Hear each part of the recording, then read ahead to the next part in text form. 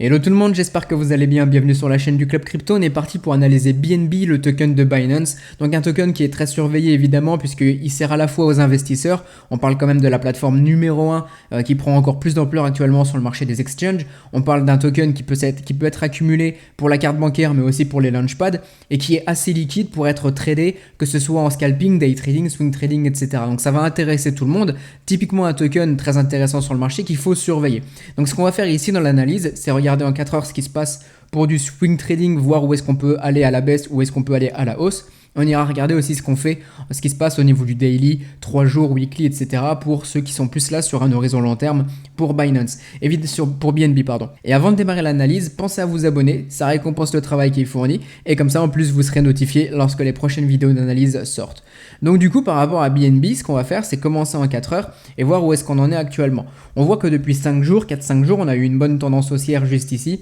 On le voit rien qu'au niveau du prix, mais si vous regardez ces deux moyennes mobiles, à la fois la verte et la bleue qui vous donnent un bon aperçu de la tendance, on voit qu'on est toujours au-dessus de la tendance haussière. Actuellement, on le voit avec le prix qui tend à consolider. On cherche actuellement à diverger un petit peu, à ranger. Donc peut-être qu'ici, on cherche un petit peu une direction avant de partir soit à la hausse, soit à la baisse. Donc ici, aux environs des 313 $, on commence à avoir de la consolidation. Ce qu'on voit aussi, c'est qu'on a au niveau du RSI, et je vais mettre le RSI parce que vous le regardez souvent, c'est un indicateur qui est quand même assez utilisé en général. On n'a pas forcément de divergence baissière, donc on n'a pas quelque chose qui se calme au niveau du RSI. Par contre, on est en surachat, c'est-à-dire qu'ici, on a quand même été pas mal dans le surachat, hein, littéralement, donc dans le fait que les gens achètent beaucoup ici, prennent vraiment en compte la tendance, elles s'emballent. Donc ce qui fait que quand on a des retournements ensuite, ça peut être quand même assez piégeux. On peut aller chercher pas mal de liquidation, pas mal de stop loss et donc finalement redescendre au niveau du prix assez rapidement. Du coup, quels sont les niveaux de prix à surveiller si jamais ici on vient à redescendre? Moi je pense qu'il faut vraiment surveiller cette zone que vous avez juste ici. Vous le voyez, pendant plusieurs heures, à chaque fois ici, on vient à consolider aux environs des 295 $. Si on descend en plus bas des mèches, 291 $.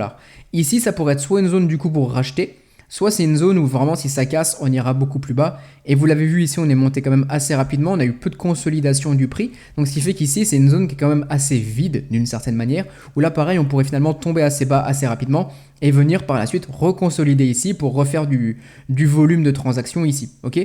Pour le moment, évidemment, on n'y est pas, c'est simplement les niveaux à surveiller. Donc je vous le note, on a celui juste ici, on va prendre toute cette zone là clairement. 295 $, 291, 290 $, ok, plutôt 291, 292. Et ensuite, si ça casse, c'est vraiment toute cette zone qu'il faut surveiller. Et je pense qu'on aura un support vers les 275 $. On espère en tout cas, évidemment, si on est bullish sur le token, cette zone sera sûrement défendue. Si je trace un Fibo, pour ceux qui utilisent les Fibonacci, vous voyez sur les 0,38,2, de toute façon il y a la moyenne mobile rouge aussi qui le montre un peu, mais c'est vraiment une zone qui va nous servir techniquement de support. Tant qu'on reste au-dessus, on peut garder cette tendance haussière qu'on a entamée. Ça sera finalement juste un range où on aura le support ici, la résistance ici, avant de pourquoi pas repartir à la hausse. Pour le moment on n'y est pas, mais c'est une zone qui peut être un bas de range juste ici pour une continuation haussière sur du 4 heures. Sinon on ira rechercher beaucoup plus bas. Les retardataires qui sont bullish sur BNB seront contents, ils pourront recharger un petit peu plus bas.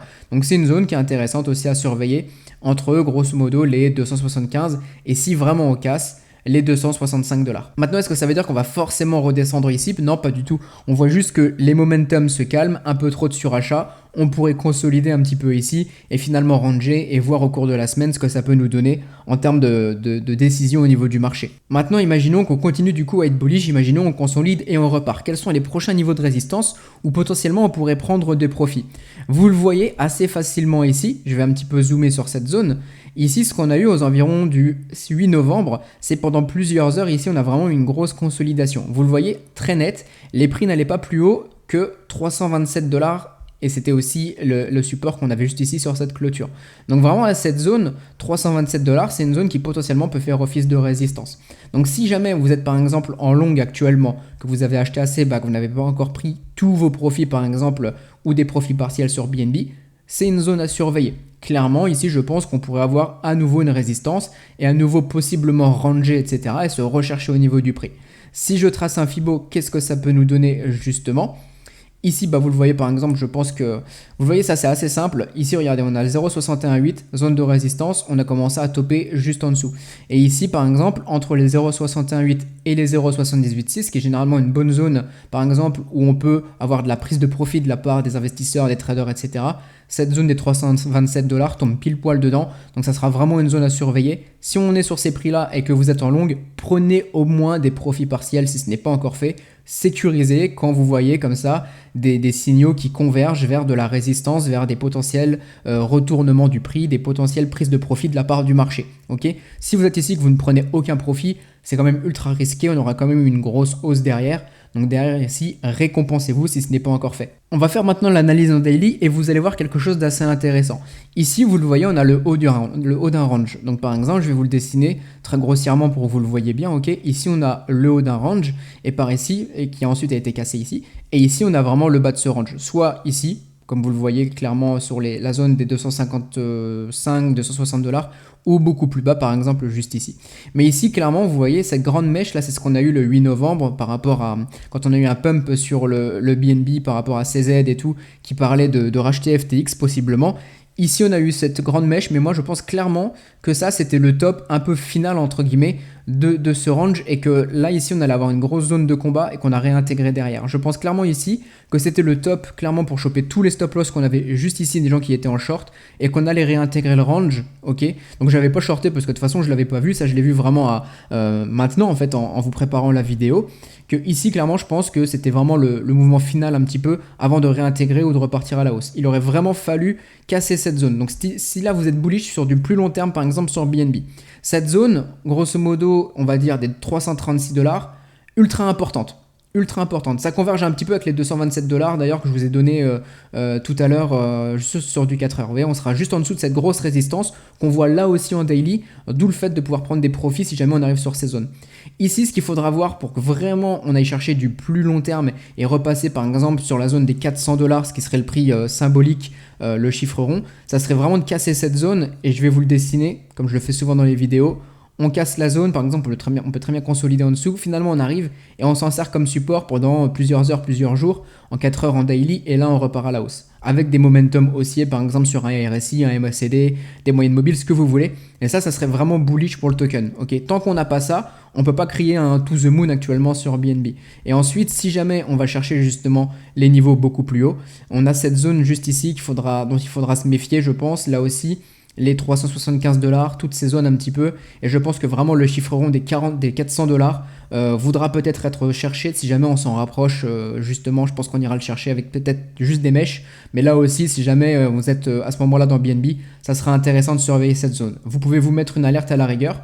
Je vais me mettre une personnellement juste ici sur BNB, comme ça je serai au courant si on vient chercher les 400 dollars. Donc ça c'est pour du mouvement haussier, vous le voyez sur BNB. Si jamais on repart finalement en bas de range, par exemple en swing trading, et que finalement on casse les supports, on casse, il y a vraiment cette zone juste ici à laquelle il faudra faire attention, les 260 dollars, j'en ai parlé il y a quelques secondes, ok.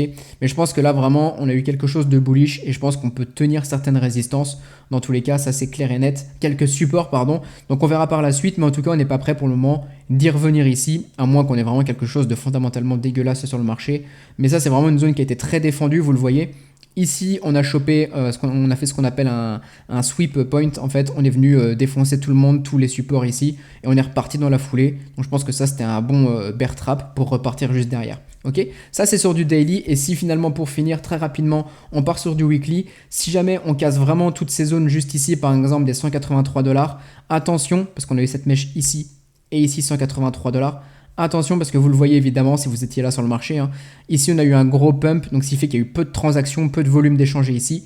Si ça casse cette zone, on pourra revenir justement beaucoup plus bas et reconsolider et voir par la suite sur un gros cycle haussier. Mais on n'y est pas, vous le voyez ici, on forme une structure haussière en weekly qui est plutôt positive, mais on a cette grosse résistance juste ici qu'il va falloir casser et pour le moment, il n'y a rien de gagné là-dessus. Avant de partir, le lien dans la description, pensez à rejoindre le Discord, c'est totalement gratuit, donc profitez-en. Les liens référals évidemment sont aussi dans la description, le Telegram avec les signaux de trading, la formation pour maîtriser l'analyse technique, tout est dans la description. Likez la vidéo, ça fait extrêmement plaisir. On se dit à très bientôt. Bonne journée tout le monde.